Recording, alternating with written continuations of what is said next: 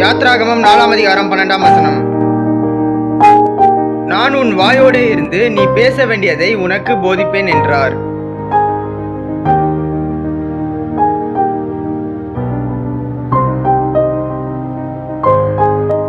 Exodus chapter 4 verse 12 will help you speak and will teach you what to say. Amen.